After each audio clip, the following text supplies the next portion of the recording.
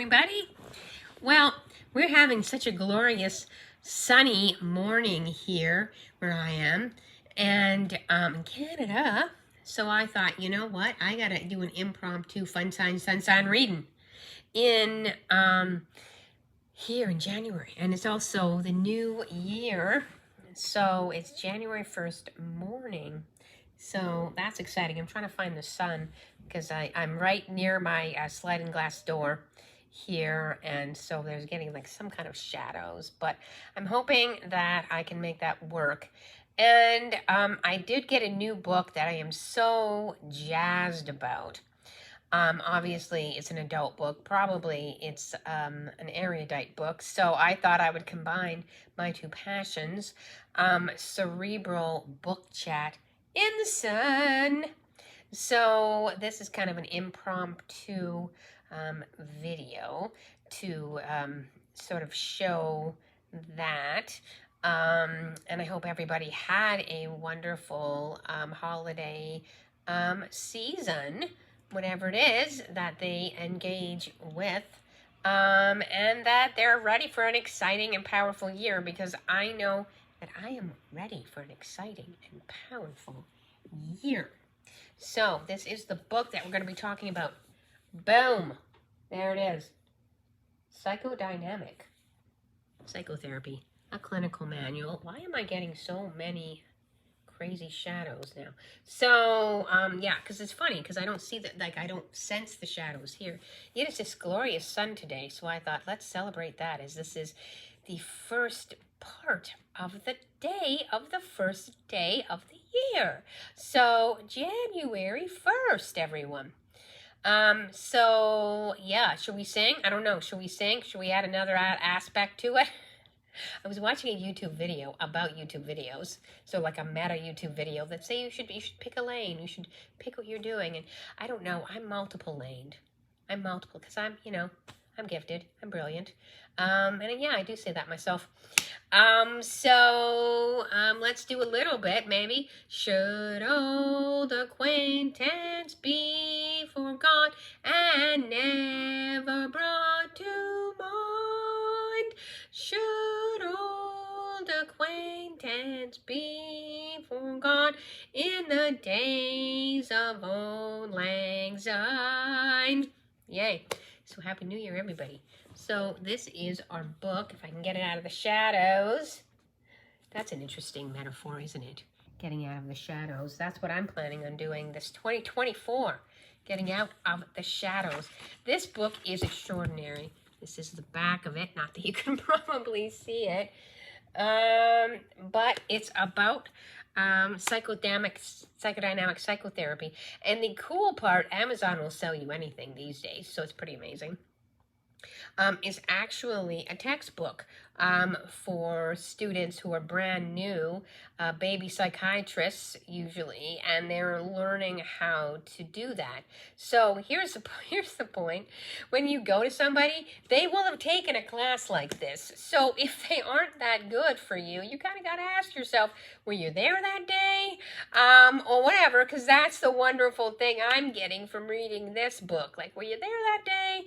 Because you know, maybe you weren't there. So that's what this book is about. It's by this woman, Deborah Cabanis. I hope I said her name right. Deborah Cabanis. And she is literally a professor of like psychotherapy and psychiatry in Columbia University, which, as you know, is a very prestigious university. And she wrote this book, and I believe others, with her colleagues that all work in the same place and all kind of do the same job. So kind of amazing.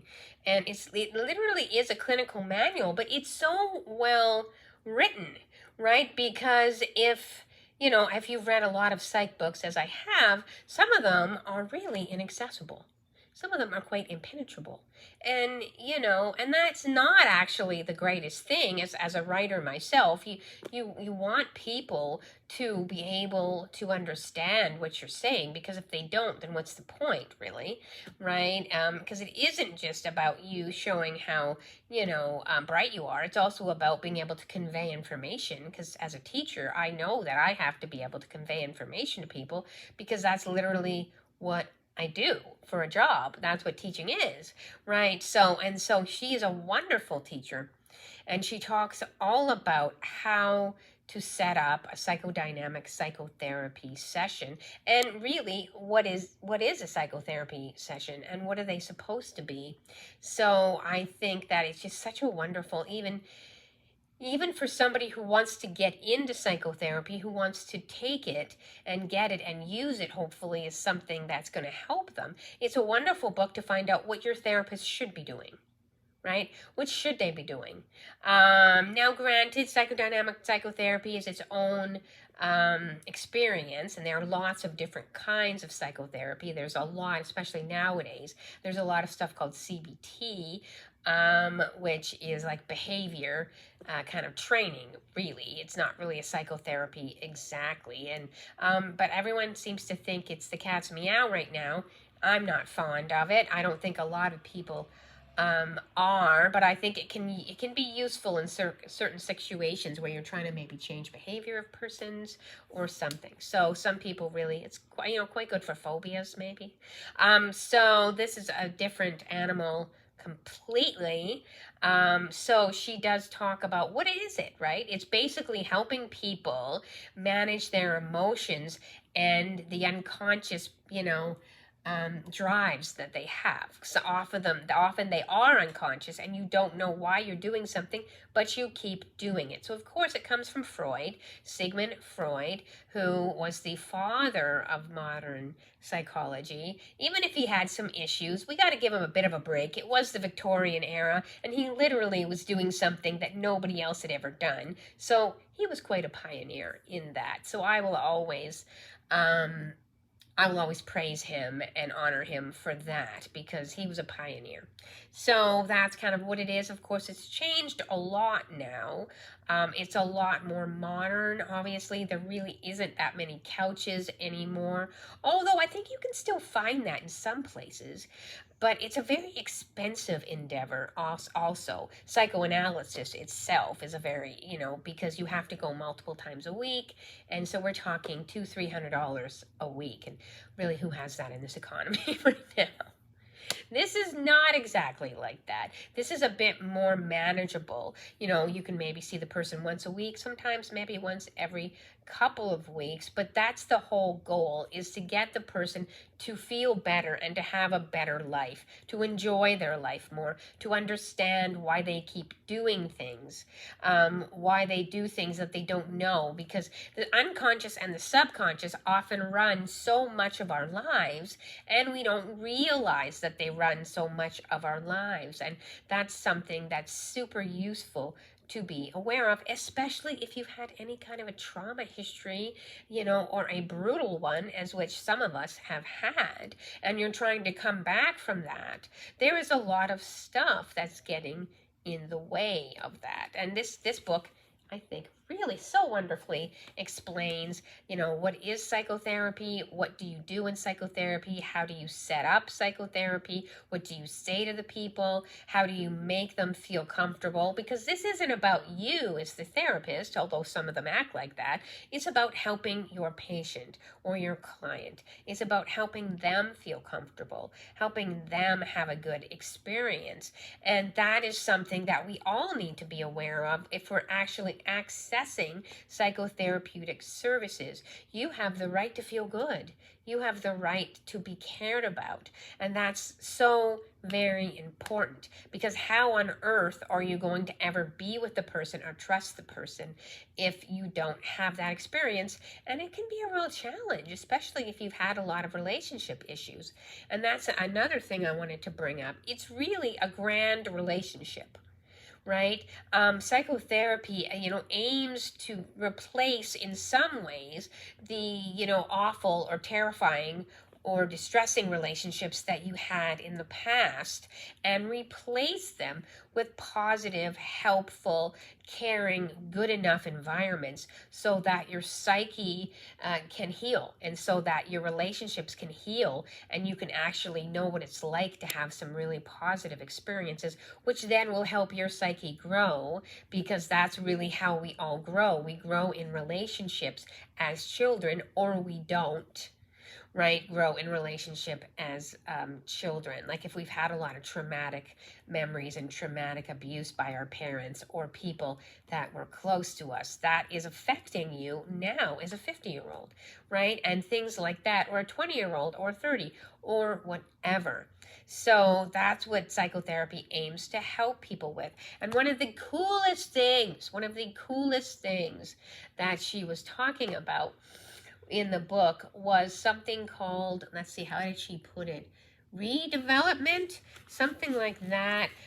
Being able to access developmental powers that maybe that you didn't have before. Being able to change your life. I want to see if I can find it, because she mentions it.